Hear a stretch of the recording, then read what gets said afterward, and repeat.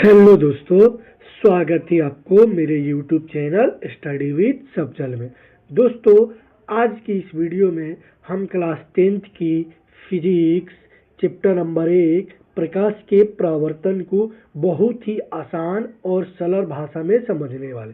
दोस्तों, आज के इस सेशन में हम जानेंगे प्रकाश क्या होता है, प्रकाश के स्रोत क्या होते हैं और सबसे महत्वपूर्ण प्रकाश पुंज क्या होता है। दोस्तों अगर ये टॉपिक आपको कठिन लगता है तो मैं उम्मीद करता हूँ कि आज के इस वीडियो को पूरा देखने के बाद आप भी कहेंगे आपको ये टॉपिक बहुत ही आसान लगेगी। तो बिना देर किए हुए वीडियो को शुरू करते हैं। हमारा पहला नंबर सवाल है, क्या होता है। तो दोस्तों, हम देखते हैं कि जो प्रकाश है वो एक तरह की ऊर्जा होती है और उसी प्रकाश की सहायता से हम किसी चीज़ों को देख पाते हैं। जैसे कि दोस्तों, रात के समय में जब प्रकाश नहीं होता है तो हम बहुत सारी चीज़ों को नहीं देख पाते। अर्थात प्रकाश ही वो माध्यम होता है जिसके सहारे हम किसी भी वस्तु को देख पाते हैं। आप अपने सामने रखे मोबाइल को देख पा रहे हैं, ये भी प्रकाश के कारण है। आप अपने सामने किताब को देख पा रहे हैं, ये भी प्रकाश के कारण होता है। तो प्रकाश जो होती है एक तरह की ऊर्जा होती है और उसके सहारे ही हम किसी वस्तु को देख पाते। फिर आगे कह रहा है, प्रकाश हमेशा सीधी रेखा में गमन करती है। यानी कहने का मतलब दोस्तों कि जब भी प्रकाश चलती है तो प्रकाश ऐसे टेढ़ी मेढ़ी रास्ते से नहीं चलती है, बल्कि प्रकाश का जो रास्ता होता है हमेशा इस तरह सीधा होता है। तो हमें ये भी याद रखना है कि प्रकाश की जो गमन है वो हमेशा सीधी रेखा में होती है। फिर आगे करा, यह एक विद्युत चुंबकीय तरंग है, प्रकाश की चाल सबसे अधिक निर्वात में होती है। दोस्तों, ये जो वर्ड निर्वात है, इस निर्वात को कभी कभी शून्य के नाम से भी जाना जाता है। तो दोस्तों, हम लोग याद रखेंगे कि जो प्रकाश होती है, इस प्रकाश की चाल यानी सबसे तेज किस में चलती है, तो वो निर्वात में चलती है, शून्य में। कितना चाल होता है, तो निर्वात में जो प्रकाश की चाल होती है वो होता है 3 गुना 10⁸ मीटर प्रति सेकेंड। फिर जल में प्रकाश की चाल की बात करें तो जल में प्रकाश की चाल होती है 2.5 गुने 10⁸ मीटर प्रति सेकेंड। उसके बाद हम कांच के बारे में बात करें तो कांच में प्रकाश की चाल 2 गुने 10⁸ मीटर प्रति सेकेंड होता है। दोस्तों, इससे ये 3 पॉइंट को आपको याद रखना है, क्योंकि इससे कई बार सवाल पूछे गए, निम्नलिखित में से किसमें प्रकाश की चाल सबसे अधिक होती है। तो हमें याद रखना है कि प्रकाश की चाल सबसे अधिक हमें किसमें देखने को मिलती है, निर्वात में देखने को मिलती है। जबकि इन तीनों में सबसे कम हम बात करें तो किसमें देखने को मिलेगा, कांच में मिलेगा। तो दोस्तों, हम आगे देखते हैं। आगे का जो हमारा टॉपिक है वो है प्रकाश के स्रोत, यानी प्रकाश कैसे उत्पन्न होता है, प्रकाश कहाँ से उत्पन्न होता है। तो दोस्तों, जो प्रकाश के स्रोत है वो प्रकाश के स्रोतों में बात करें तो प्रकाश के स्रोत में पहला है दीप्त वस्तु और दूसरा अदीप्त वस्तु को समझते हैं। क्योंकि जब तक हम इन दोनों वर्ड को नहीं समझेंगे हमें प्रकाश के स्रोत के बारे में अच्छी से पता नहीं हो पाएगा। सबसे पहले हम बात करते हैं, दोस्तों हम अपने आसपास देखें।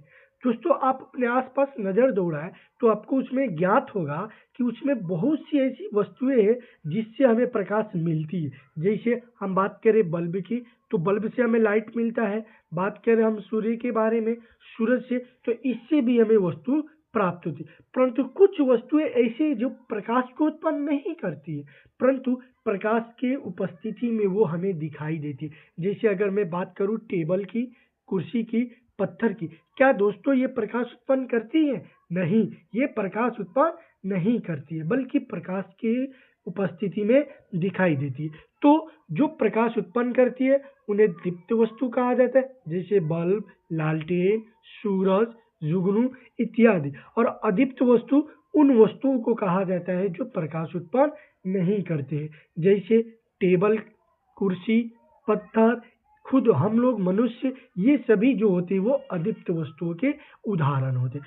आगे हम बात करते हैं दोस्तों, तो अगला हमारा जो इम्पोर्टेंट टॉपिक है वो है प्रकाश पुंज क्या होता है। प्रकाश पुंज को एक और नाम से जाना जाता है दोस्तों, वो है किरण पुंज।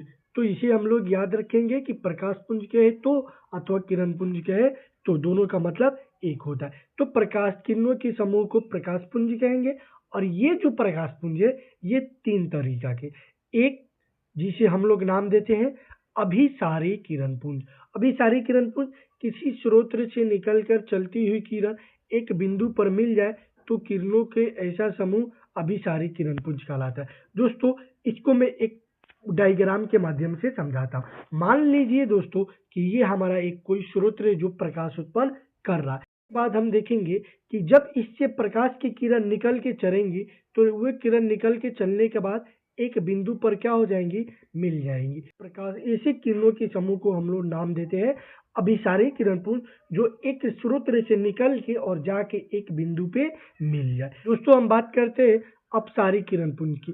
किसी स्रोत से निकलकर चलती हुई किरण बिखर जाए यानी कि फैल जाए तो किरणों के ऐसे समूह को अपसारी किरण पुंज कहते हैं। यानी दोस्तों कहने का मतलब वही है कि मान लिया अगर कि ये हमारा कोई स्रोत है जिससे प्रकाश उत्पन्न हो रहा है, तो इससे चलती हुई किरण जो हो निकल के और उसके बाद फैल जाए तो इस तरह के किरणों के समूह को हम लोग नाम देते हैं अपसारी किरण पुंज। फिर अगला हमारा जो है वो है समांतर प्रकाश पुंज या समांतर किरण पुंज।